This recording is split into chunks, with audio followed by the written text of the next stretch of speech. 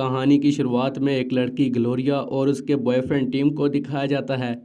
Gloria के पास करने को कुछ नहीं होता, उसके पास कोई जॉब भी नहीं थी और वो काफ़ी ज़्यादा मात्रा में अल्कोहल भी पीती है, जिसके चलते टिम उससे ब्रेकअप कर लेता है। फिर ग्लोरिया अपना बोरिया बिस्तरा बांध कर अपने होम टाउन जाती है। वहाँ पे उसे अपना पुराना दोस्त ऑस्कर मिलता है। वो उसे बताती है कि वो वहाँ पर छुट्टियाँ गुजारने के लिए आई है। ऑस्कर का एक बार होता है और वो ऑस्कर और उसके दोस्तों के साथ बार में वक्त बिताती है और अल्कोहल भी पीती है।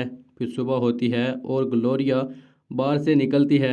वो एक प्लेग्राउंड से होते हुए गुजरती हुई अपने घर में पहुंच जाती है और सो जाती है।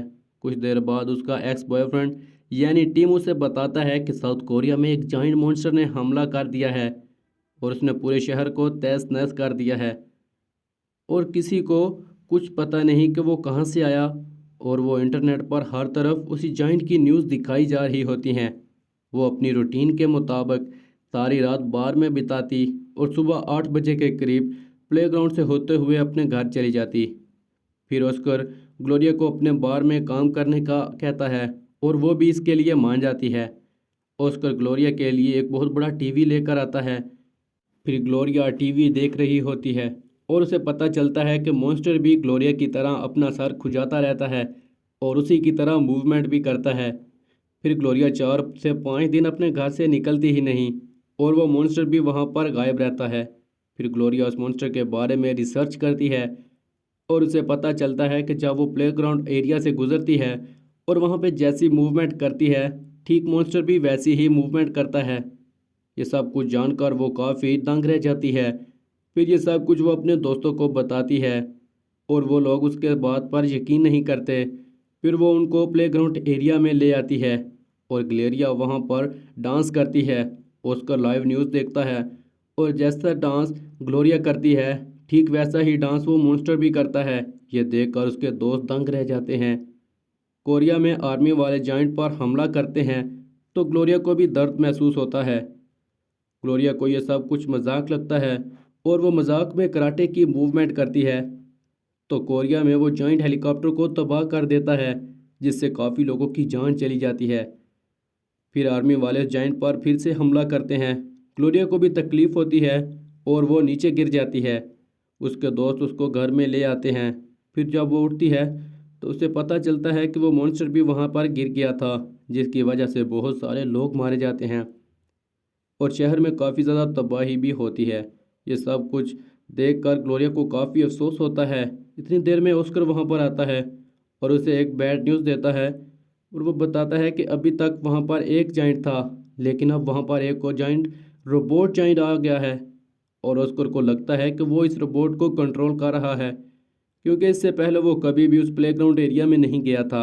लेकिन कल जब वो उसके साथ उस एरिया में गया तो तब ही वहाँ पर कोरिया में वो रोबोट नज़र आया। ये सुनकर ग्लोरिया शॉक हो जाती है। फिर वो सोचती है कि अब वो कभी भी उस प्लेग्राउंड एरिया में नहीं जाएगी, उसे कोरिया में तबाही भी नहीं होगी और वो अल्कोहल भी पीना छोड़ देगी।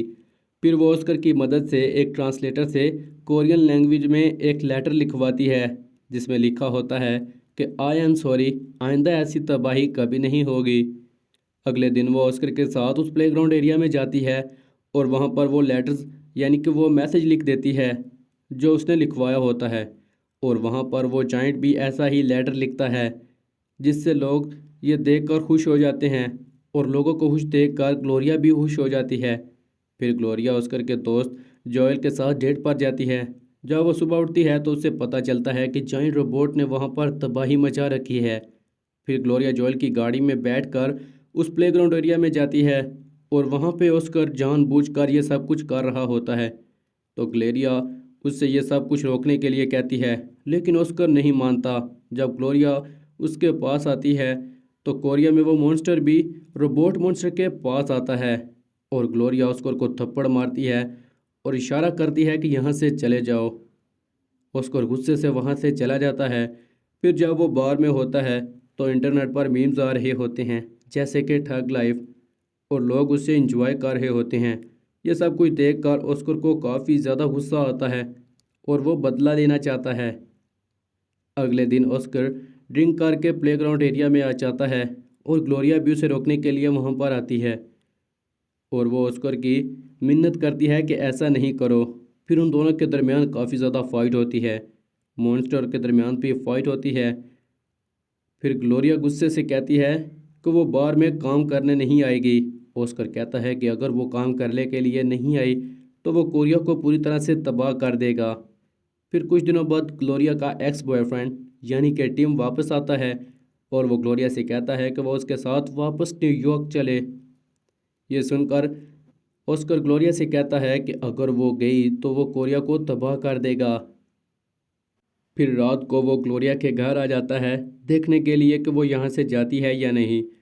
ग्लोरिया फिर से अपना सर खुजाती है और उसे एक किस्सा याद आता है।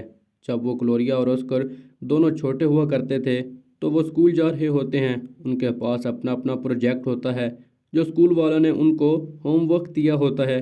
ग्लोरिया का प्रोजेक्ट हवा की वजह से उड़ जाता है और ऑस्कर उसे लेने जाता है तो वो देखता है कि ग्लोरिया का प्रोजेक्ट बहुत अच्छा बना हुआ है। जेलसी के कारण वो उसे तोड़ देता है और ग्लोरिया ये सब कुछ देख रही होती है। तभी उसके सर पर बिजली गिरती है और उसके हाथ से टॉय मॉन्स्टर नीचे गिर जाता है और उसी वक्त कोरिया में एक पोर्टल खुलता है और पहली बार वहां पर वो मॉन्स्टर नज़र आता है आज से 25 साल पहले।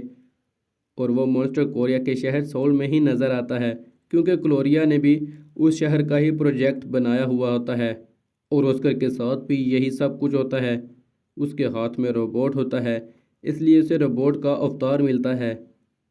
फिर ऑस्कर ग्लोरिया पर हमला करता है लेकिन ग्लोरिया उसे बुरी तरह मारती है और वह भागता हुआ बाहर आ जाता है। दूसरी तरफ ग्लोरिया अपना सामान पैक करती है, एयरपोर्ट पर जाती है और वहां से कोरिया की तरफ चली जाती है।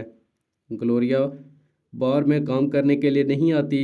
ऑस्कर को गुस्सा आता है और वो उस प्लेग्राउंड एरिया में आ जाता है और कोरिया में उसके अवतार भी वहां पर आ जाता है और वह वहाँ पर काफ़ी तबाही मचाता है। लोग इधर उधर भाग रहे होते हैं और ग्लोरिया उस जाइंट के रोबोट की तरफ बढ़ती है। दूसरी तरफ ऑस्कर के पास बहुत ज़्यादा हलचल होती है और वो मॉन्स्टर उसके पास आ जाता है। उसे पता चलता है कि ग्लोरिया कोरिया में चली गई, इसी वजह से ये मॉन्स्टर इस जगह पर आ गया।